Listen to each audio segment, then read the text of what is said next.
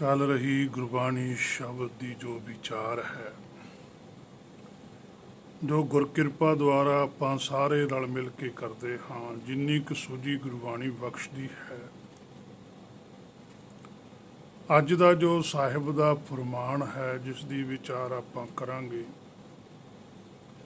ਪਾਤਸ਼ਾਹ ਕਹਿੰਦੇ, ਆਸਣ ਲੋਏ ਲੋਏ ਭੰਡਾਰ, ਜੋ ਕਿਛ ਪਾਇਆ ਸੋ ਏਕਾ ਵਾਰ।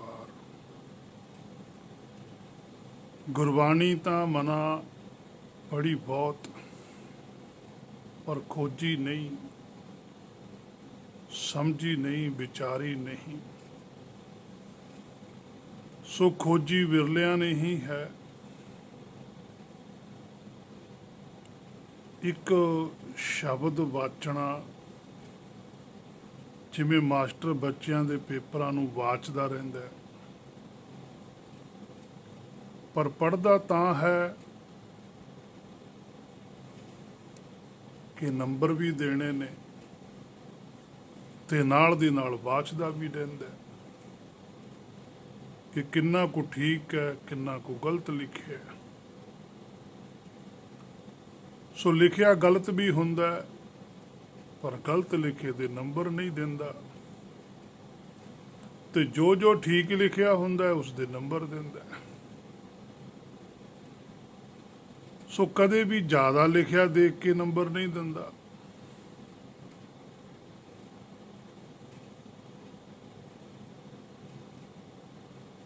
ਤੇ ਜ਼ਿਆਦਾ ਠੀਕ ਲਿਖੇ ਤੇ ਹੀ ਜਿਹੜੇ ਨੰਬਰ ਨੇ ਉਹ ਮਿਲਦੇ ਹਨ। ਸੋ ਹੇ ਮੇਰੇ ਮਨਾ, ਹੁਣ ਤੂੰ ਆਪਣੇ ਅੰਦਰ ਝਾਤੀ ਮਾਰ ਕਿ ਜ਼ਿਆਦਾ ਗੁਰਬਾਣੀ ਪੜ੍ਹਨ ਤੇ ਯਾਦ ਕਰਨ ਨਾਲ ਨਹੀਂ ਬਖਸ਼ਿਸ਼ ਹੋਣੀ। ਜ਼ਿਆਦਾ ਕਿਰਪਾ ਬਖਸ਼ਿਸ਼ ਗੁਰਬਾਣੀ ਅਨੁਸਾਰ ਚੱਲਣ ਨਾਲ ਹੋਣੀ ਹੈ, ਕਿਉਂਕਿ ਗੁਰਬਾਣੀ ਸਹੀ ਮਾਰਗ ਹੈ ਸੁਰਤ ਨੂੰ ਮਾਇਆ ਤੋਂ ਬਚਾਉਣ ਦਾ। ਸੋ ਅਸੀਂ ਗੁਰਬਾਣੀ ਨੂੰ ਵਾਚਣਾ ਹੈ, ਤੇ ਨਾਲ ਦੀ ਨਾਲ ਆਪਣੇ ਆਪ ਨੂੰ ਵੀ ਵਾਚਣਾ ਹੈ। ਜਿਵੇਂ ਪਾਤਸ਼ਾਹ ਕਹਿੰਦੇ ਆ, ਬੰਦੇ ਖੋਜ ਦਿਲ ਹਰ ਰੋਜ਼, ਨਾ ਫਿਰ ਪਰੇਸ਼ਾਨੀ ਮਾਹਿ। ਹੁਣ ਇੱਥੇ ਦਿਲ ਸ਼ਬਦ ਹੈ, ਦਿਲ ਨੂੰ ਖੋਜਣਾ। ਹੁਣ ਅਸੀਂ ਸਰੀਰ ਵਾਲਾ ਇੱਕ ਦਿਲ ਮੰਨਦੇ ਹਾਂ, ਹੁਣ ਇਹਨੂੰ ਕਿਵੇਂ ਖੋਜਾਂਗੇ? ਇਹ ਆਤਮਾ ਦਾ ਦਿਲ ਹੈ, ਉਹ ਹੈ ਫੁਰਨਾ, ਉਹ ਹੈ ਇੱਛਾ। ਉਹਨੂੰ ਖੋਜਣਾ ਵੀ ਸਾਡੇ ਅੰਦਰੋਂ ਇੱਛਾ ਕਿਹੜੀ ਉੱਠਦੀ ਹੈ, ਜਿਹੜੀ ਇੱਛਾ ਸਾਨੂੰ ਤਕਲੀਫ ਦਿੰਦੀ ਹੈ, ਚਿੰਤਾ ਦਿੰਦੀ ਹੈ, ਅਸੀਂ ਉਹ ਇੱਛਾ ਛੱਡਣੀ।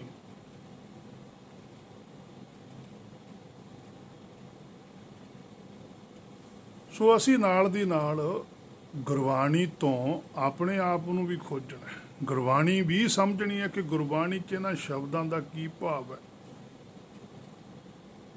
ਗੁਰਬਾਣੀ 'ਚ ਹੀ ਗੁਰਬਾਣੀ ਦੀ ਵਿਆਖਿਆ ਹੈ। ਸੋ ਜਿਵੇਂ ਅਰਥ ਵੇਖਣੇ ਹਨ ਕਿ ਸਹੀ ਕਿਹੜੇ ਹਨ, ਗਲਤ ਕਿਹੜੇ ਹਨ।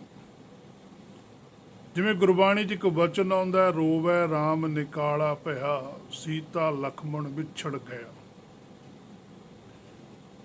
ਹੁਣ ਪੜ੍ਹਨ ਵਾਲਿਆਂ ਤੇ ਟੀਕਾਕਾਰਾਂ ਨੇ ਰਾਮਚੰਦਰ ਜੀ ਦੀ ਕਹਾਣੀ ਸਮਝ ਲਈ। ਵੈਸੇ ਸਾਰਾ ਸ਼ਬਦ ਹੀ ਰਹੱਸਮਈ ਹੈ। ਸੋ ਅਸੀਂ ਗੁਰਬਾਣੀ ਸਮਝੀ ਨਹੀਂ ਕਿ ਗੁਰਬਾਣੀ ਕਿਹੜੇ ਰਾਮ ਦੀ ਗੱਲ ਕਰਦੀ ਹੈ। ਹੁਣ ਸ਼ਬਦ ਹੈ, ਰੋਵੈ ਰਾਮ ਨਿਕਾਲਾ ਭਇਆ, ਤੇ ਟੀਕਾਕਾਰ ਨੇ ਅਰਥ ਕਰ ਦਿੱਤੇ ਕਿ ਰਾਮਚੰਦਰ ਜੀ ਰੋਏ ਸਨ ਜਦੋਂ ਸੀਤਾ ਦਾ ਹਰਨ ਹੋਇਆ ਸੀ, ਤੇ ਲਛਮਣ ਜੀ ਨੂੰ ਜਦੋਂ ਤੀਰ ਵੱਜਿਆ ਤੇ ਮੂਰਛਾ ਆਈ। ਇਹ ਸਾਰਾ ਅਰਥ ਗੁਰਬਾਣੀ ਤੋਂ ਉਲਟ ਕਰ ਦਿੱਤਾ, ਤੇ ਅੱਜ ਤੱਕ ਚੱਲ ਰਿਹਾ। ਜਦੋਂ ਤੁਸੀਂ ਗੁਰਬਾਣੀ ਨੂੰ ਖੋਜੋਗੇ, ਫਿਰ ਤੁਹਾਨੂੰ ਪਤਾ ਲੱਗੂ ਅਸਲ ਭਾਵ ਕੀ ਕਹਿਣਾ ਚਾਹੁੰਦੇ ਆ ਪਾਤਸ਼ਾਹ ਇੱਥੇ। ਜਦ ਕਿ ਰੋਵੈ ਸ਼ਬਦ ਵਰਤਮਾਨ ਸਮੇਂ ਦੀ ਗੱਲ ਕਰਦਾ ਹੈ, ਨਾ ਕਿ ਪਾਸਟ ਦੀ, ਨਾ ਫਿਊਚਰ ਦੀ। ਰੋਵੈ ਹੁਣ ਜਿਹੜਾ ਰੋ ਰਿਹਾ ਹੈ, ਤੇ ਰਾਮ ਤਾਂ ਅੱਜ ਵੀ ਰੋ ਰਿਹਾ। ਸਭੈ ਘਟ ਰਾਮ ਬੋਲੇ, ਹਰ ਇੱਕ ਦੇ ਹਿਰਦੇ 'ਚ ਰਾਮ ਹੈ। ਸਾਡਾ ਮੂਲ ਹੈ ਜਿਹੜਾ ਉਹ ਰਾਮ ਹੈ। ਇਹ ਵੀ ਅਸੀਂ ਗੁਰਬਾਣੀ 'ਚ ਬਚਨ ਪੜ੍ਹਦੇ ਸੁਣਦੇ ਹੀ ਹਾਂ ਕਿ ਰੋਵੈ ਸਭੈ ਘਟ ਰਾਮ ਬੋਲੇ, ਰਾਮ ਬਿਨਾ ਕੋ ਬੋਲੇ ਰੇ। ਫਿਰ ਇਹ ਰਾਮ ਕੌਣ ਹੈ? ਜੇ ਉਸ ਰਾਮਚੰਦਰ ਨੂੰ ਹੀ ਸਾਰਾ ਕੁਝ ਮੰਨਦੇ ਹੋ, ਉਹ ਤਾਂ ਬੇ ਸਰੀਰ ਛੱਡ ਕੇ ਜਾ ਚੁੱਕਾ, ਪਰ ਸਾਡੇ ਕੋਲ ਤਾਂ ਹੁਣ ਵੀ ਹੈਗਾ ਰਾਮ। ਸਾਡੇ ਟੀਕਾਕਾਰਾਂ ਨੇ ਉਹ ਨਹੀਂ ਵੇਖਿਆ ਕਿ ਗੁਰਬਾਣੀ ਕਹਿ ਕਿਹਦੇ ਬਾਰੇ ਲਈ ਹੈ। ਉਸ ਰਾਮਚੰਦਰ ਦੇ ਅੰਦਰ ਵੀ ਉਹ ਰਾਮ ਸੀ, ਉਸ ਕ੍ਰਿਸ਼ਨ ਦੇ ਅੰਦਰ ਵੀ ਉਹ ਰਾਮ ਸੀ, ਉਸ ਰਾਮਚੰਦਰ ਦੇ ਅੰਦਰ ਵੀ ਕ੍ਰਿਸ਼ਨ ਹੈ। ਕ੍ਰਿਸ਼ਨ ਅੱਜ ਵੀ ਹੈ।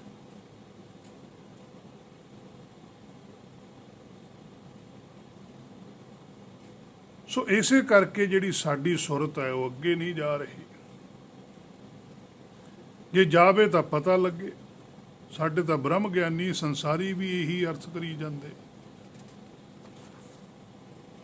ਉਹ ਰਾਮਚੰਦਰ ਜੀ ਤੋਂ ਤਾਂ ਸੀਤਾ ਵਿਛੜੀ ਸੀ। ਜਿਹੜਾ ਸੰਸਾਰੀ ਤੌਰ ਤੇ ਰਾਮਚੰਦਰ ਜੀ ਹੋਇਆ, ਜਿਹੜਾ ਰਾਜਾ ਸੀ, ਉਹ ਤੋਂ ਤਾਂ ਕੱਲੀ ਸੀਤਾ ਵਿਛੜੀ ਹੈ। ਲక్ష్మణ ਤਾਂ ਉਸਦੇ ਨਾਲ ਹੀ ਸੀ।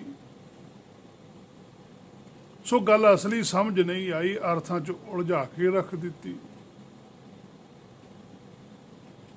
ਕਿਉਂਕਿ ਇੱਥੇ ਦਾ ਬਚਨ ਲਿਖਿਆ ਨਾ ਗੁਰਬਾਣੀ ਦੇ ਅੰਦਰ, ਰੋਵੈ ਰਾਮ ਨਿਕਾਲਾ ਪਿਆ, ਸੀਤਾ ਲక్ష్మణ ਵਿਛੜ ਗਏ। ਇੱਥੇ ਤਾਂ ਲక్ష్మణ ਵੀ ਨਾਲ ਹੀ ਵਿਛੜਦਾ, ਉੱਥੇ ਕੱਲੀ ਸੀਤਾ। ਇਹ ਵੀ ਨਹੀਂ ਵੇਖਿਆ ਅਸਲ ਵਿੱਚ ਰਾਮ ਸਾਡਾ ਮੂਲ ਹੈ। ਸਾਡੇ ਮੂਲ ਨੂੰ ਸੱਚਖੰਡ ਵਿੱਚੋਂ ਜਦੋਂ ਮਾਇਆ ਦੇ ਸਰੀਰ ਵਿੱਚ ਪਾਇਆ, ਭਾਵ ਨਿਕਾਲਾ ਹੋਇਆ, ਉਦੋਂ ਤੋਂ ਹੀ ਰੋ ਰਿਹਾ ਹੈ। ਕਿਉਂਕਿ ਸੀਤਾ ਬੁੱਧੀ ਹੈ, ਸੁਰਤ ਹੈ, ਇਸ ਤੋਂ ਬਾਹਰੀ ਹੋ ਗਈ, ਮਨ ਮਾਇਆ ਦੀ ਇੱਛਾਵਾਂ ਵਿੱਚ ਫਸ ਕੇ ਰਹਿ ਗਿਆ। ਰਾਮ ਤਾਂ ਰੋ ਰਿਹਾ ਕਿ ਹੁਣ ਵਾਪਸ ਕਿਵੇਂ ਜਾਇਆ ਜਾਊਗਾ। ਜੋ ਗਲਤੀ ਕਰਕੇ ਕੱਢਿਆ ਸੀ ਉਸ ਨੂੰ ਸੁਧਾਰਨ ਦਾ ਸਮਾਂ ਤਾਂ ਮਸਾਂ ਹੀ ਮਨੁੱਖਾਂ ਦੇ ਹੀ ਮਿਲੀ ਹੈ। ਹੁਣ ਘਰ ਦੇ ਨਹੀਂ ਮੰਨਦੇ, ਸੋ ਆਪ ਵੀ ਇਹਨਾਂ ਦੇ ਮੋਹ ਵਿੱਚ ਫਸ ਕੇ ਰਹਿ ਗਏ। ਸੋ ਹਰ ਇੱਕ ਜੀਵ ਜਿਹੜਾ ਹੈ ਇਹ ਉਸ ਦਾ ਪ੍ਰਸੰਗ ਹੈ। ਗੁਰਬਾਣੀ ਦੇ ਅੰਦਰ ਹਰ ਇੱਕ ਆਤਮਾ ਦੀ ਬਾਇਓਪਿਕ ਹੈ, ਕਹਾਣੀ ਹੈ। ਇਸੇ ਕਰਕੇ ਗੁਰਬਾਣੀ 'ਚ ਬਚਨ ਹੈ ਨਾ, ਜਾਨੀ ਜਾਨੀ ਰੇ ਰਾਜਾ ਰਾਮ ਕੀ ਕਹਾਣੀ। ਵੀ ਮੈਂ ਜਾਣ ਲਈ ਇਹ ਗੱਲ ਵੀ ਅਸਲ ਵਿੱਚ ਰਾਜਾ ਰਾਮ ਹੈ ਕੌਣ। ਹੇ ਮੇਰੇ ਮਨਾ ਤੂੰ ਵਿਚਾਰ ਇਸ ਗੱਲ ਨੂੰ ਕਿ ਖੇਡ ਕੀ ਹੈ। ਲక్ష్మణ ਹੈ ਸਾਡਾ ਮਨ, ਮਨ ਬੁੱਧੀ ਦੋਨੇ ਆਪਣੇ ਮੂਲ ਤੋਂ ਵੱਖ ਚੱਲਦੇ। ਜਿਵੇਂ ਕਬੀਰ ਸਾਹਿਬ ਜੀ ਕਹਿੰਦੇ, ਤ੍ਰਿਤੀਏ ਤੀਨੇ ਸਮ ਕਰ ਲਿਆਵੈ, ਆਨੰਦ ਮੂਲ ਪਰਮ ਸੁਖ। ਇਹ ਤਿੰਨਾਂ ਨੂੰ ਇੱਕ ਕਰਨਾ। ਇਸੇ ਗੁਰਬਾਣੀ 'ਚ ਅੱਗੇ ਜਾ ਕੇ ਆਊਗਾ, ਤਿੱਥੈ ਘੜੀਐ ਸੁਰਤ ਮਤ ਮਨ ਬੁੱਧ। ਇਹ ਤਿੰਨਾਂ ਨੂੰ ਸ਼ੁੱਧ ਕਰਨਾ। ਮੂਲ ਆ ਜਿਹੜਾ ਸਾਡਾ ਰਾਮ ਆ, ਉਹ 'ਚ ਵੀ ਖੋਟ ਹੈ। ਕਿਉਂਕਿ ਸੱਚ ਨੂੰ ਸੱਚ ਨਹੀਂ ਕਹਿੰਦਾ, ਉਹ ਡਰਦਾ ਹੈ। ਜੇ ਸਾਡਾ ਮੂਲ ਹੀ ਤਾਕਤਵਰ ਹੋਵੇ, ਉਹ ਸੱਚ ਨੂੰ ਸੱਚ ਕਹੇ, ਤਾਂ ਮਨ ਬੁੱਧੀ ਕੁਛ ਨਹੀਂ ਕਰ ਸਕਦੀ। ਪਰ ਉਹਦੇ ਵਿੱਚ ਤਾਂ ਆਪ 'ਚ ਕਮਜ਼ੋਰੀ ਹੈ। ਸਾਡਾ ਮੂਲ ਤਾਂ ਆਪ ਖੁਦ ਮਨ ਬੁੱਧੀ ਦੇ ਅਧੀਨ ਹੋ ਗਿਆ। ਜਿਵੇਂ ਇੱਕ ਬਜ਼ੁਰਗ ਹੈ ਬੈਠਾ, ਉਹ ਕਹਿੰਦਾ ਭਾਈ ਮੈਨੂੰ ਤਾਂ ਖਾਣ ਨੂੰ ਚਾਹੀਦਾ, ਭਾਵੇਂ ਚੋਰੀ ਕਰਕੇ ਲਿਆ, ਭਾਵੇਂ ਮਿਹਨਤ ਕਰਕੇ ਲਿਆ, ਮੈਨੂੰ ਤਾਂ ਖਾਣ ਨੂੰ ਦੇ। ਉਹਨੇ ਤਾਂ ਸਿਰਫ ਖਾਣਾ ਮੁੱਖ ਰੱਖ ਲਿਆ। ਉਹਨੇ ਇਹ ਨਹੀਂ ਦੇਖਿਆ ਕਿ ਮੇਰੇ ਤੇ ਕਲੰਕੀ ਕਿੱਡੀ ਲੱਗੂਗੀ, ਮੈਨੂੰ ਉਲਾਂਭੇ ਕਿੱਡੇ ਮਿਲਣਗੇ ਵੀ ਤੇਰੀ ਔਲਾਦ ਇਹੋ ਜਿਹੀ ਸੀਗੀ। ਤੇ ਜਿਹੜਾ ਸੱਚਾ ਸੁੱਚਾ ਪੁਰਸ਼ ਹੈ ਉਹ ਕਹਿੰਦਾ ਵੀ ਨਹੀਂ, ਚਾਹੇ ਥੋੜਾ ਖਾਣਾ ਹੈ ਪਰ ਹੱਕ ਦਾ ਖਾਣਾ ਹੈ, ਹਰਾਮ ਦਾ ਨਹੀਂ ਹੈ। ਮਿਹਨਤ ਕਰਨੀ ਹੈ, ਉਹ ਖਾਣਾ ਹੈ, ਉਹ ਹੈ ਸੱਚ। ਸੱਚ ਖਾਣਾ, ਸੱਚ ਪਹਿਨਣਾ, ਟੇਕ ਨਾਨਕ ਸੱਚ ਕੀਤ। ਸੋ ਇਹ ਗੁਰਮੁਖਾਂ ਦੀ ਗੱਲ, ਜਿਹੜੇ ਸਵੈਮ ਗੁਰਬਾਣੀ ਤੇ ਭਰੋਸਾ ਕਰਕੇ ਚੱਲਦੇ। ਆਸਣ ਲੋਏ ਲੋਏ ਭੰਡਾਰ। ਹੁਣ ਸਾਰਿਆਂ ਦੇ ਅੰਦਰ ਰਾਮ ਦਾ ਆਸਣ ਹੈ, ਭਾਵ ਕੇ ਬਸ ਹੈ। ਰਾਮ ਦਾ ਆਸਣ ਜਿੱਥੇ ਹੈ ਉੱਥੇ ਲੋ ਵੀ ਹੈ, ਮਨ ਹੈ, ਜੋਤ ਮੂਲ ਦੀ। ਜਿਹੜਾ ਸਾਡਾ ਮੂਲ ਹੈ, ਜੋਤੀ ਹੈ, ਉਹਦੀ ਇੱਛਾ ਹੀ ਮਨ ਹੈ। ਜਦੋਂ ਅਸੀਂ ਵਿਚਾਰਦੇ ਹਾਂ ਉਦੋਂ ਅਸੀਂ ਅੰਦਰਲੇ ਰਾਮ ਤੋਂ ਹੀ ਪੁੱਛਦੇ ਹਾਂ। ਇਹ ਤਾਂ ਸਾਰੇ ਹੀ ਜਾਣਦੇ ਹਾਂ ਕਿ ਅੰਤਰਾਤਮਾ ਦੀ ਆਵਾਜ਼ ਹੈ। ਜਿਵੇਂ ਅਸੀਂ ਆਮ ਵੀ ਇਹ ਗੱਲ ਕਹਿ ਦਿੰਦੇ ਹਾਂ, ਪਰ ਸਾਨੂੰ ਉਹਦੀ ਡੀਪਲੀ ਨਹੀਂ ਪਤਾ ਵੀ ਮੇਰੇ ਅੰਦਰੋਂ ਦੋ ਵਿਚਾਰਾਂ ਉੱਠਦੀਆਂ ਨੇ, ਕਰਾਂ ਕਿ ਨਾ ਕਰਾਂ, ਚੰਗਾ ਕਿ ਮਾੜਾ। ਇਹਦਾ ਮਤਲਬ ਕੁਛ ਹੈ ਨਾ। ਫਿਰ ਬਸ ਜਿੱਦਣ ਅਸੀਂ ਉਹਨੂੰ ਥੋੜ੍ਹਾ ਬਹੁਤਾ ਸਮਝਣ ਲੱਗ ਗਏ, ਵਿਚਾਰਨ ਲੱਗ ਗਏ, ਤਾਂ ਸਾਨੂੰ ਪਤਾ ਲੱਗ ਜਾਣਾ। ਅਸਲੀ ਦੇਹੀ ਉਹੀ ਹੈ ਜਿਹੜਾ ਅੰਦਰੋਂ ਸੋਚਦਾ, ਜਿੱਥੋਂ ਫੁਰਨਾ ਉੱਠਦਾ। ਬਾਹਰਲਾ ਸਰੀਰ ਤਾਂ ਉਹਨੇ ਕੱਪੜਾ ਪਹਿਰਿਆ ਹੋਇਆ। ਜਿਵੇਂ ਅਸੀਂ ਇਸ ਉੱਤੇ ਹੋਰ ਕੱਪੜੇ ਪਾਉਂਦੇ ਹਾਂ।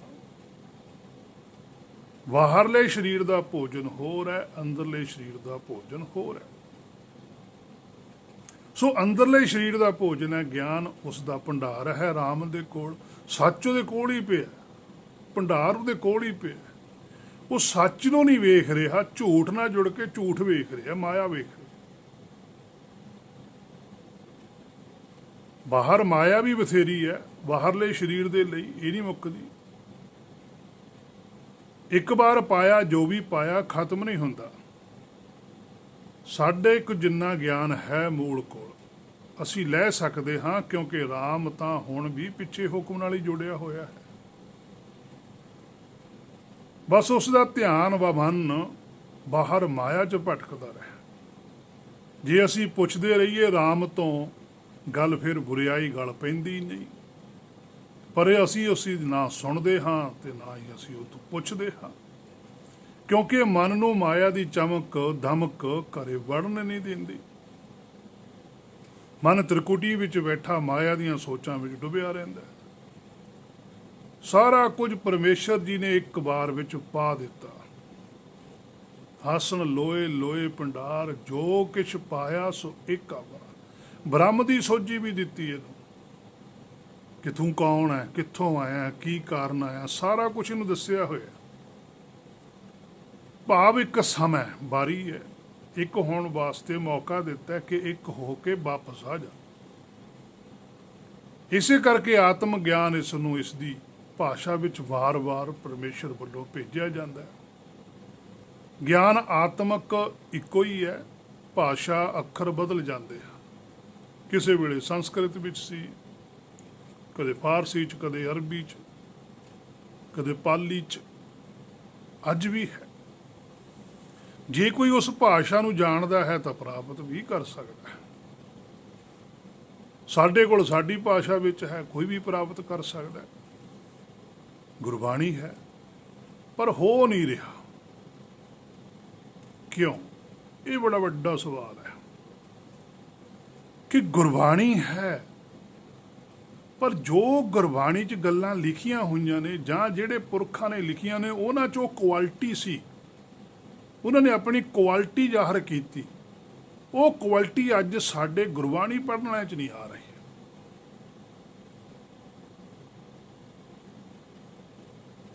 ਇੱਕ ਡਾਕਟਰ ਦੇ ਕੋਲੋਂ ਕੋਈ ਡਾਕਟਰੀ ਵਿੱਦਿਆ ਲੈ ਰਿਹਾ, ਉਹ ਡਾਕਟਰ ਤਾਂ ਬਣ ਜਾਂਦਾ ਔਰ ਉਹ ਖੁਸ਼ ਹੁੰਦਾ ਡਾਕਟਰ ਬਣ ਕੇ, ਔਰ ਦੂਸਰਾ ਡਾਕਟਰ ਵੀ ਖੁਸ਼ ਹੁੰਦਾ ਵੀ ਇਹਨੇ ਮੇਰੇ ਤੋਂ ਵਿੱਦਿਆ ਲੈ ਕੇ ਡਾਕਟਰ ਬਣਿਆ, ਮਾਹਰ ਬਣਿਆ। ਔਰ ਕਈ ਉਹਨਾਂ ਡਾਕਟਰਾਂ ਤੋਂ ਸਿੱਖ ਕੇ ਬੜੇ ਹੀ ਜ਼ਿਆਦਾ ਉੱਚੇ ਮਾਹਰ ਹੋ ਜਾਂਦੇ ਆ। ਉਹਨਾਂ ਨੂੰ ਕਿੰਨਾ ਖੁਸ਼ੀ ਹੁੰਦੀ ਹੈ। ਪਰ ਜਿਹੜੇ ਪਰਮਾਰਥੀ ਨੇ, ਧਾਰਮਿਕ ਲੋਕ ਨੇ, ਇੱਧਰ ਨੂੰ ਹੀ ਕਿਰਿਆ ਨਹੀਂ ਆਉਂਦੀ। ਇੱਧਰ ਨੂੰ ਜੇ ਕੋਈ ਜ਼ਿਆਦਾ ਤਰੱਕੀ ਵੀ ਕਰਦਾ ਤਾਂ ਲੋਕ ਉਹਦਾ ਵਿਰੋਧ ਕਰਨ ਲੱਗ ਜਾਂਦੇ ਕਿ ਜੀ ਇਹ ਹੁਣ ਵੱਡਿਆਂ ਨਾਲੋਂ ਵੀ ਜ਼ਿਆਦਾ ਉੱਚਾ ਲੰਘ ਗਿਆ, ਇਹ ਹੁਣ ਉਹਨਾਂ ਨਾਲੋਂ ਵੀ ਵੱਡੀਆਂ ਗੱਲਾਂ ਕਰਨ ਲੱਗ ਗਿਆ, ਇਹ ਹੁਣ ਉਹਨਾਂ ਦੀਆਂ ਰੀਸਾਂ ਕਰਦਾ। ਉਹਨਾਂ ਨੇ ਤਾਂ ਇਹੋ ਜਿਹੀਆਂ ਗੱਲਾਂ ਨਹੀਂ ਸੀ ਕਹੀਆਂ। ਸਗੋਂ ਇੱਧਰਲੇ ਪਾਸੇ ਨੂੰ ਵਿਰੋਧ ਖੜਾ ਹੁੰਦਾ, ਜਿਹੜਾ ਸੰਸਾਰੀ ਆ ਉੱਧਰ ਨੂੰ ਸ਼ਾਬਾਸ਼ੀ ਦਿੱਤੀ ਜਾਂਦੀ। ਸਾਇੰਸ ਜਦੋਂ ਤਰੱਕੀ ਕਰਦੀ ਹੈ ਲੋਕ ਖੁਸ਼ ਹੁੰਦੇ ਆ, ਪਰ ਜੇ ਕੋਈ ਪਰਮਾਰਥ ਵੱਲ ਨੂੰ ਤਰੱਕੀ ਕਰਦਾ ਤਾਂ ਲੋਕ ਨਾਰਾਜ਼ ਹੁੰਦੇ ਆ। ਲੋਕ ਇੱਥੋਂ ਤੱਕ ਚਲੇ ਜਾਂਦੇ ਆ ਵੀ ਇਹਨਾਂ ਨੂੰ ਖਤਮ ਕਰੋ। ਪੰਜਵੇਂ ਪਾਤਸ਼ਾਹ ਦੀ ਕਿਸੇ ਨਾਲ ਕੀ ਦੁਸ਼ਮਣੀ ਸੀ? ਉਹਨਾਂ ਧਾਰਮਿਕ ਲੋਕਾਂ ਨੇ ਹੀ ਵਿਰੋਧ ਕੀਤਾ ਹੈ, ਸੰਸਾਰੀਆਂ ਨੇ ਨਹੀਂ ਕੀਤਾ। ਧਾਰਮਿਕ ਲੋਕਾਂ ਨੇ ਵਿਰੋਧ ਕੀਤਾ ਕਿ ਕਿਵੇਂ ਨਾ ਕਿਵੇਂ ਪੰਜਵੇਂ ਪਾਤਸ਼ਾਹ ਨੂੰ ਖਤਮ ਕੀਤਾ ਜਾਵੇ। ਕੀ ਹੋ ਗਏ? ਸਰੀਰ ਤਾਂ ਉਹਨਾਂ ਦਾ ਵੀ ਚਲੇ ਗਿਆ ਜਿਹੜਿਆਂ ਨੇ ਖਤਮ ਕਰਨਾ ਚਾਹਿਆ ਸੀ। ਸਰੀਰ ਪੰਜਵੇਂ ਪਾਤਸ਼ਾਹ ਦਾ ਵੀ ਚਲੇ ਗਿਆ, ਪਰ ਪੰਜਵੇਂ ਪਾਤਸ਼ਾਹ ਦੀ ਸੋਚ ਜਿੰਨਾ ਚਿਰ ਸੰਸਾਰ ਰਹੂਗੀ ਉਹਨਾਂ ਚਿਰ ਸਤਿਕਾਰਯੋਗ ਹੀ ਰਹੂਗੀ, ਪਰ ਉਹਨਾਂ ਨੂੰ ਲਾਹਣਤਾਂ ਹੀ ਪੈਂਦੀਆਂ ਰਹਿਣਗੀਆਂ। ਉਹਨਾਂ ਦਾ ਤਿਰਸਕਾਰ ਹੀ ਹੁੰਦਾ ਜਾਣਾ ਹੈ। ਜੋ ਪੰਜਵੇਂ ਪਾਤਸ਼ਾਹ ਨੇ ਆਪਣੀ ਜ਼ਿੰਦਗੀ ਦੇ ਵਿੱਚ ਕਮਾਇਆ ਉਹਦਾ ਜਸ ਗਾਇਆ ਜਾਂਦਾ ਹੈ, ਉਹਦਾ ਜਸ ਰਹਿੰਦਾ ਹੈ, ਇੱਥੇ ਵੀ ਅੱਗੇ ਵੀ। ਸੋ ਸਾਡੇ ਕੋਲ ਵੀ ਇਹ ਗੁਰਬਾਣੀ ਹੈ। ਮਨਾ ਤੇਰੇ ਕੋਲ ਗੁਰਬਾਣੀ ਹੈ, ਪਰ ਤੇਰੇ ਅੰਦਰ ਵਿਕਾਸ ਕਿਉਂ ਨਹੀਂ ਹੋ ਰਿਹਾ? ਕਿਉਂਕਿ ਜਿਹੜੀ ਭਾਸ਼ਾ ਵਿੱਚ ਅਸੀਂ ਆਮ ਸੰਸਾਰੀ ਤੌਰ ਤੇ ਵਰਤਦੇ ਹਾਂ ਉਹੀ ਭਾਸ਼ਾ ਨਾਲ ਗੁਰਬਾਣੀ ਸਮਝਦੇ ਹਾਂ, ਜਦ ਕਿ ਇਹੀ ਕਾਰਨ ਹੈ ਕਿ ਸੋਝੀ ਨਹੀਂ ਆ ਰਹੀ। ਹਾਂ, ਇਹ ਠੀਕ ਹੈ ਕਿ ਅੱਖਰ ਜ਼ਰੂਰ ਸਾਡੀ ਭਾਸ਼ਾ ਵਾਲੇ ਨੇ, ਪਰ ਇਹਨਾਂ ਅੱਖਰਾਂ ਵਿੱਚ ਸੋਝੀ ਆਤਮਾ ਦੀ ਹੈ, ਸਰੀਰ ਦੀ ਨਹੀਂ ਹੈ।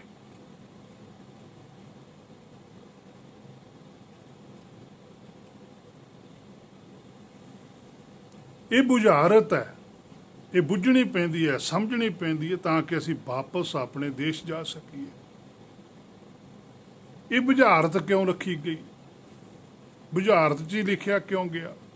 ਕਿਉਂਕਿ ਜਿੱਡੀ ਗਲਤੀ ਹੈ ਉੱਡੀ ਉਹ ਸਜ਼ਾ ਵੀ ਮਿਲਣੀ ਹੈ। ਸਜ਼ਾ ਦਾ ਚੇਤਾ ਆਊ ਤਾਂ ਛੁੱਟਣ ਲਈ ਇਹ ਯਤਨ ਵੀ ਕਰੂ, ਇੱਕ ਦਿਨ ਛੁੱਟ ਵੀ ਜਾਊ। ਜੇ ਪਤਾ ਹੀ ਨਹੀਂ ਕਿ ਮੈਨੂੰ ਸਜ਼ਾ ਮਿਲੀ ਹੋਈ ਹੈ, ਮੈਂ ਇੱਥੇ ਆਨੰਦ 'ਚ ਹਾਂ, ਸਾਰੇ ਸੁੱਖ ਹਨ, ਕੋਈ ਫਿਕਰੇ ਨਹੀਂ, ਕੋਈ ਫਾਕਾ ਨਹੀਂ, ਉਸਨੇ ਫਿਰ ਛੁੱਟਣ ਲਈ ਯਤਨ ਕੀ ਕਰਨਾ ਹੈ? ਪਰ ਅਸੀਂ ਤਾਂ ਗੁਰਬਾਣੀ ਵੀ ਬਾਹਰਲੇ ਸਰੀਰ ਲਈ ਵਰਤਣ ਲੱਗ ਗਏ, ਫਿਰ ਅਸੀਂ ਕਿੱਥੇ ਛੁੱਟ ਜਾਵਾਂਗੇ? ਹੇ ਮੇਰੇ ਮਨਾ, ਨਹੀਂ ਛੁੱਟ ਹੋਣਾ। ਖਾਣ ਵਾਲੀ ਦਵਾਈ ਜੇ ਕੋਈ ਜੇਬ 'ਚ ਪਾਈ ਰੱਖੇ, ਬੜੇ ਸਤਿਕਾਰ ਨਾਲ ਸੋਨੇ ਦੀ ਡੱਬੀ ਵਿੱਚ ਵੀ ਰੱਖੇ, ਸੁਬਾਹ ਸ਼ਾਮ ਧੂਪ ਬੱਤੀ ਵੀ ਕਰੇ, ਤਾਂ ਮਨਾ ਸਰੀਰ ਦੀ ਬਿਮਾਰੀ ਨਹੀਂ ਠੀਕ ਹੋ ਸਕਦੀ। ਇੱਧਰ ਨੂੰ ਤਾਂ ਤੂੰ ਜ਼ਰੂਰ ਮੰਨੇਗਾ ਇਹ ਗੱਲ ਵੀ ਹਾਂਜੀ ਹਾਂ ਇਹ ਨਹੀਂ ਹੋ ਸਕਦਾ, ਭਾਵੇਂ ਸਾਰੀ ਜ਼ਿੰਦਗੀ ਲੱਗਿਆ ਰਹੀ। ਕਿ ਗੁਰਬਾਣੀ ਦਵਾਈ ਨਹੀਂ ਹੈ? ਸਰਬ ਰੋਗ ਕਾ ਔਖਦ ਨਾਮ ਨਹੀਂ ਹੈ। ਤੇ ਜੇ ਤੂੰ ਇਹਨੂੰ ਵੀ ਇਸੇ ਤਰੀਕੇ ਨਾਲ ਲਈ ਫਿਰੀ ਗਿਆ, ਫਿਰ ਹਉਮੈ ਵਾਲਾ ਰੋਗ ਨਹੀਂ ਜਾਣਾ। ਹਉਮੈ ਦੀਰਘ ਰੋਗ ਹੈ। ਸੋ ਗੁਰਬਾਣੀ ਖਾ ਲੈ, ਇਹਨੂੰ ਹਜਮ ਕਰ ਮੂਰਖਾ, ਜੇ ਹਉਮੈ ਦੀ ਬਿਮਾਰੀ ਤੋਂ ਖਹਿੜਾ ਛੁਡਾਉਣਾ। ਸਮਾਂ ਨਾ ਗਵਾ, ਤੰਦਰੁਸਤ ਹੋ, ਸਲਾਮਤ ਹੋ, ਫਿਰ ਵਾਪਸ ਜਾ ਸਕਦਾ ਹੈ। ਸੋ ਆਸਣ ਲੋਏ ਲੋਏ ਭੰਡਾਰ, ਹਰ ਇੱਕ ਦੇ ਹਿਰਦੇ ਦੇ ਅੰਦਰ ਆਸਣ ਹੈ, ਸ਼ੁੱਧ ਵਿਚਾਰ ਹਨ, ਔਰ ਉਹਨਾਂ ਦੀ ਲੋਏ ਵੀ ਹੈ, ਉਹਨਾਂ ਦਾ ਪ੍ਰਗਾਸ ਵੀ ਹੈ, ਭੰਡਾਰ ਲੱਗਿਆ ਪਿਆ। ਜੋ ਕਿਛ ਪਾਇਆ ਸੋ ਇੱਕ, ਜੋ ਕੁਛ ਵੀ ਤੈਨੂੰ ਪਾ ਕੇ ਦਿੱਤਾ ਹੈ, ਸੋਝੀ ਬਖਸ਼ੀ ਹੈ, ਉਹ ਆ ਬਾਰੀ ਹੈ ਇੱਕ ਹੋਣ ਵਾਸਤੇ। ਇਹ ਸਮੇਂ ਨੂੰ ਖੰਝਾ ਨਾ, ਇਹ ਸਮੇਂ ਨੂੰ ਵਿਅਰਥ ਨਾ ਗਵਾ। ਭਈ ਪ੍ਰਾਪਤ ਮਾਨੁਖ ਦੇ ਹੁਰੀਆ, ਗੋਬਿੰਦ ਮਿਲਣ ਕੀ ਇਹ ਤੇਰੀ ਬਰੀਆ। ਇਹ ਵਾਰੀ ਹੈ, ਤੇਰੇ ਕੋਲ ਸਮਾਂ ਹੈ, ਇਹ ਹੈ ਤੇਰੀ ਅਵਸਰ, ਇਹ ਹੈ ਤੇਰੀ ਵਾਰ, ਇਹ ਵਾਰੀ ਹੈ, ਸੰਭਾਲ ਇਹਨੂੰ ਹੈ ਮੇਰੇ ਮਨਾ। ਉਸ ਤੋਂ ਅੱਗੇ ਪਾਤਸ਼ਾਹ ਕਹਿੰਦੇ, ਕਰ ਕਰ ਵੇਖੈ ਸਿਰਜਣਹਾਰ, ਨਾਨਕ ਸੱਚੇ ਕੀ ਸਾਚੀ ਕਾਰ। ਹੁਣ ਸਿਰਜਣਹਾਰ ਸ਼ਬਦ ਆਇਆ ਇੱਥੇ। ਸਿਰਜਣਹਾਰ ਆਖਦੇ ਹਨ ਹੁਕਮ ਨੂੰ, ਪਰਮੇਸ਼ਰ ਨੂੰ, ਜੋ ਸਿਰਜਦਾ ਹੈ। ਉਹਨੇ ਸਾਰੀ ਸ੍ਰਿਸ਼ਟੀ ਸਿਰਜੀ ਹੈ। ਜਿਵੇਂ ਘੁਮਿਆਰ ਭਾਂਡੇ ਬਣਾਉਂਦਾ ਹੈ, ਰਚਨਹਾਰ ਹੈ ਜੀਵ। ਦੋ ਸ਼ਬਦ ਨੇ, ਇੱਕ ਸਿਰਜਣਹਾਰ ਹੈ, ਇੱਕ ਰਚਨਹਾਰ ਹੈ। ਸਿਰਜਣਹਾਰ ਹੁਕਮ ਹੈ, ਰਚਨਹਾਰ ਜੀਵ ਹੈ, ਆਤਮਾ ਹੈ, ਜਿਹੜੀ ਮਾਇਆ ਵਿੱਚ ਰਚੀ ਹੈ। ਸਿਰਜਣਹਾਰ ਤੇ ਰਚਨਹਾਰ ਦੋ ਸ਼ਬਦ ਹਨ, ਪਰ ਸਾਡੇ ਅਰਥ ਦੋਨਾਂ ਦੇ ਇੱਕੋ ਹੀ ਕਰੀ ਜਾਂਦੇ। ਪਤਾ ਹੀ ਨਹੀਂ ਕਿਉਂ, ਜਾਂ ਤਾਂ ਸਮਝ ਨਹੀਂ ਸਕੇ ਤੇ ਜਾਂ ਫਿਰ ਕੋਈ ਸ਼ਰਾਰਤ ਕਰਦੇ। ਸਿਰਜਣਹਾਰ ਹੈ ਬਣਾਉਣ ਵਾਲਾ, ਦੂਜਾ ਹੈ ਰਚਣਹਾਰ ਜਿਸ ਨੇ ਮਾਇਆ ਵਿੱਚ ਰਚਣਾ। ਇੱਕ ਗਲਤੀ ਜਿਹਨੇ ਕੀਤੀ ਹੈ ਉਹਨੂੰ ਸਜ਼ਾ, ਇੱਕ ਜਿਹਨੇ ਗਲਤੀ ਨਹੀਂ ਕੀਤੀ ਉਹ ਸਜ਼ਾ ਦੇਣ ਵਾਲਾ। ਸਿਰਜਣਹਾਰ ਦੇ ਹੁਕਮ ਦੇ ਵਿੱਚ ਹੀ ਜੀਵ ਆਪਣੇ ਆਪ ਨੂੰ ਰਚਦਾ ਹੈ, ਦੋਨਾਂ ਰਲ ਕੇ ਸਰੀਰ ਬਣਾਉਂਦਾ ਹੈ। ਉਹ ਕੌਣ ਹੈ? ਉਹ ਸਾਡੀ ਆਤਮਾ ਹੈ। ਜਦੋਂ ਸੱਚਖੰਡ ਵਿੱਚ ਸੀ ਪੰਜ ਪ੍ਰਵਾਨ ਸੀ, ਹੁਣ ਜਨਮ ਮਰਨ ਵਿੱਚ ਹੈ। ਇਹੀ ਆਤਮਾ ਮਾਇਆ ਵਿੱਚ ਰਲ ਕੇ ਸਰੀਰ ਬਣਾਉਂਦੀ ਹੈ, ਪਰ ਬਣਾਉਂਦੀ ਉਸ ਦੇ ਹੁਕਮ ਵਿੱਚ ਹੀ ਹੈ। ਡਾਕਟਰ 9 ਮਹੀਨੇ ਮੰਨਦੇ ਹਨ ਗਰਭ ਦਾ ਸਮਾਂ, ਪਰ ਗੁਰਬਾਣੀ ਦਾ 10 ਮਾਸ ਮੰਨਦੀ ਹੈ। ਪਹਿਲਾਂ ਆਤਮਾ ਪ੍ਰਵੇਸ਼ ਕਰਦੀ ਹੈ ਗਰਭ ਵਿੱਚ, ਉਹਦੇ ਹੁਕਮ ਨਾਲ ਫਿਰ ਸਰੀਰ ਬਣਾਉਂਦਾ। ਬਣਾਉਂਦੀ ਆਤਮਾ ਹੀ ਹੈ, ਪਰ ਉਸ ਦੇ ਹੁਕਮ ਵਿੱਚ ਸਾਰਾ ਕੁਝ ਠੀਕ ਹੁੰਦਾ ਹੈ। ਜੇ ਸਰੀਰ ਵਿੱਚ ਗਰਭ ਦੌਰਾਨ ਕੋਈ ਵੀ ਨੁਕਸ ਪੈਂਦਾ, ਉਹ ਵੀ ਆਤਮਾ ਦੇ ਧਿਆਨ ਦੀ ਕਮੀ ਕਾਰਨ ਹੁੰਦਾ। ਜਿਵੇਂ ਬਾਹਰ ਵੀ ਜਦੋਂ ਸਾਡੇ ਸਰੀਰ ਵਿੱਚ ਨੁਕਸ ਪੈਂਦਾ ਤਾਂ ਸਾਡੀ ਲਾਪਰਵਾਹੀ ਦਾ ਕਾਰਨ ਹੁੰਦਾ। ਅਸੀਂ ਕਈ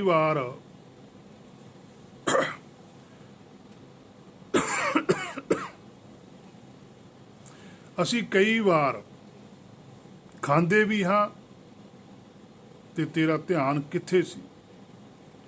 ਅਸੀਂ ਕਈ ਵਾਰ ਇਹ ਗੱਲ ਆਖਦੇ ਵੀ ਹਾਂ ਕਿ ਤੇਰਾ ਧਿਆਨ ਕਿੱਥੇ ਹੈ, ਸਾਰਾ ਕੰਮ ਹੀ ਵਿਗਾੜ ਕੇ ਰੱਖ ਦਿੱਤਾ। ਸੋ ਉੱਥੇ ਵੀ ਇਸੇ ਤਰ੍ਹਾਂ ਹੀ ਹੁੰਦਾ ਹੈ। ਇਸੇ ਨੂੰ ਹੀ ਗੁਰਬਾਣੀ ਦੇ ਅੰਦਰ ਲਿਵ ਲੱਗੀ ਆਖਦੇ ਕਿ ਜਦੋਂ ਮਾੜੀ ਜੀ ਕਿਤੇ ਲਿਵ ਟੁੱਟਦੀ ਹੈ, ਉਹਨਾਂ ਜਿਹੜਾ ਸਰੀਰ ਦਾ ਹਿੱਸਾ ਹੁੰਦਾ ਉਹ ਕੱਚ ਰਹਿ ਜਾਂਦੀ ਹੈ।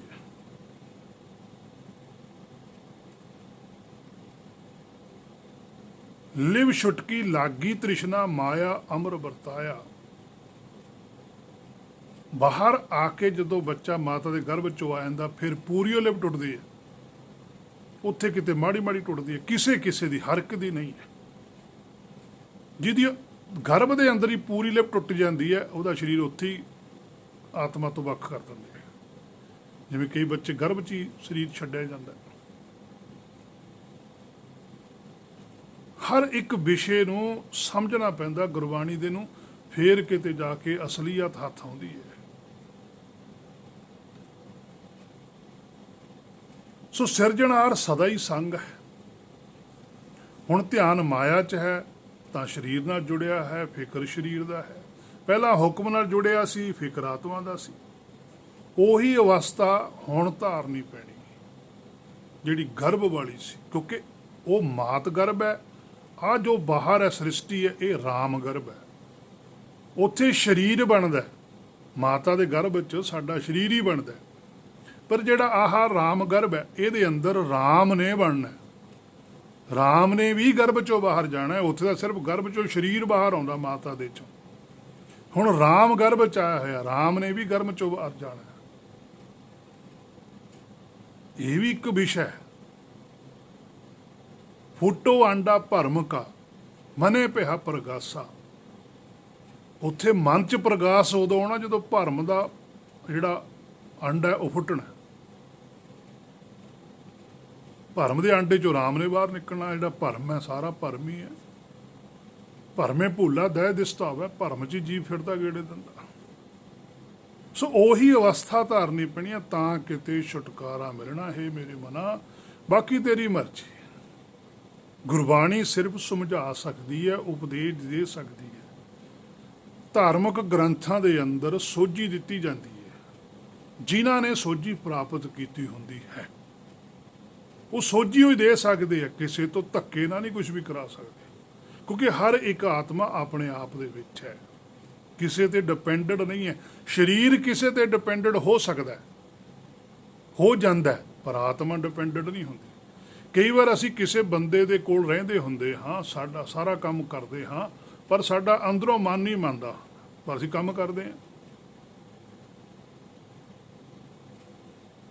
ਸਰੀਰ ਕਰਕੇ ਸਾਰਾ ਕੁਝ ਕਰਦੇ, ਪਰ ਸਾਡਾ ਮਨ ਨਹੀਂ ਮੰਨਦਾ।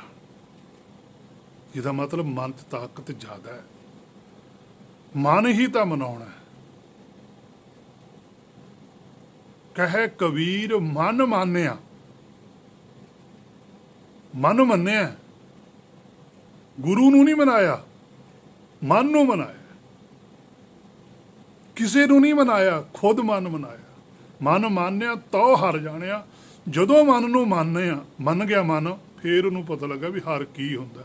ਤਉ ਹਰ ਜਾਣਿਆ, ਜਾਣਿਆ ਫੇਰ ਸੋ ਜਾਣਕਾਰੀ ਮਿਲੀ ਵੀ ਹਰ ਕਿਹਨੂੰ ਕਹਿੰਦੇ ਆ, ਅਸਲ 'ਚ ਹਰ ਹੈ ਕੀ ਚੀਜ਼। ਉਨਾ ਚਿਰ ਨਹੀਂ ਪਤਾ ਲੱਗਿਆ, ਉਨਾ ਚਿਰ ਤਾਂ ਹਰ ਕਿਸੇ ਨੂੰ ਬਾਹਰ ਮੰਨਦਾ ਸੀ ਉਹ। ਪਰ ਜਦੋਂ ਖੁਦ ਨੂੰ ਜਾਣ ਲੈਂਦਾ, ਫਿਰ ਇਹ ਬਾਹਰ ਨਹੀਂ ਜਾ ਸਕਦਾ ਹੁਕਮ 'ਚ। ਸੋ ਜਿਹੜੇ ਇਹੋ ਜਿਹੇ ਪੁਰਖ ਨੇ, ਉਹ ਫਿਰ ਇਹ ਗੱਲ ਆਖਦੇ ਕਿ ਆਦੇਸ ਤਿਸੈ ਆਦੇਸ, ਆਦ ਅਨੀਲ ਅਨਾਦ ਅਨਾਹਤ, ਜੁਗ ਜੁਗ ਏਕੋ ਵੇਸ। ਸ੍ਰੀ ਗੁਰੂ ਨਾਨਕ ਸਾਹਿਬ ਜੀ ਇਹ ਗੱਲ ਕਹਿ ਰਹੇ ਹਨ ਕਿ ਮੇਰਾ ਸਮਰਪਣ ਹੈ ਉਸ ਪਰਮੇਸ਼ਰ ਦੇ ਅੱਗੇ। ਮੈਂ ਉਹੀ ਕਹਿ ਰਿਹਾ ਜੋ ਉਹ ਕਹਾ ਰਿਹਾ। ਜਿਉਂ ਬੁਲਾਵੈ ਤਿਉਂ ਨਾਨਕ ਦਾਸ ਬੋਲੇ। ਜਿਵੇਂ ਤੁਸੀਂ ਬੁਲਾ ਰਹੇ ਹੋ, ਮੈਂ ਤਾਂ ਉਵੇਂ ਬੋਲ ਰਿਹਾ। ਇਸ ਤਰ੍ਹਾਂ ਦੀ ਭਾਸ਼ਾ ਅੱਜ ਤੱਕ ਕਿਸੇ ਧਾਰਮਿਕ ਗ੍ਰੰਥ ਵਿੱਚ ਨਹੀਂ ਹੈ, ਨਾ ਕਿਸੇ ਧਾਰਮਿਕ ਪੁਰਸ਼ ਦੇ ਮੂੰਹੋਂ ਸੁਣਨ ਨੂੰ ਮਿਲੂਗੀ ਤੁਹਾਨੂੰ ਕਿ ਅਸੀਂ ਉਹਦੇ ਬੁਲਾਇਆ ਬੋਲਦੇ ਹਾਂ। ਬੁਲਾਇਆ ਬੋਲਣਾ ਬਹੁਤ ਔਖਾ ਹੈ। ਉਹ ਉਹੀ ਬੋਲ ਸਕਦਾ ਜਿਹਨੇ ਆਪਣਾ ਆਪਾ ਗਵਾਇਆ ਹੁੰਦਾ, ਜਿਹੜਾ ਤਨ ਮਨ ਧਨ ਸਭ ਸੌਂਪ ਗੁਰ ਕੋ ਹੁਕਮ ਮੰਨਿਆ ਪਾਏ। ਸੋ ਇੱਥੋਂ ਤੱਕ ਕਿ ਅੱਜ ਦੀ ਵਿਚਾਰ ਸੀ ਜੋ ਗੁਰ ਕਿਰਪਾ ਦੁਆਰਾ ਕੀਤੀ ਗਈ ਹੈ। ਅਗਲੀ ਵਿਚਾਰ ਜੇ ਗੁਰ ਨੇ ਚਾਹਿਆ ਫਿਰ ਕੀਤੀ ਜਾਵੇਗੀ। ਹੋਈਆਂ ਬੇਅੰਤ ਭੁੱਲਾਂ ਦੀ ਖਿਮਾ। ਵਾਹਿਗੁਰੂ ਜੀ ਕਾ ਖਾਲਸਾ, ਵਾਹਿਗੁਰੂ ਜੀ ਕੀ ਫਤਿਹ।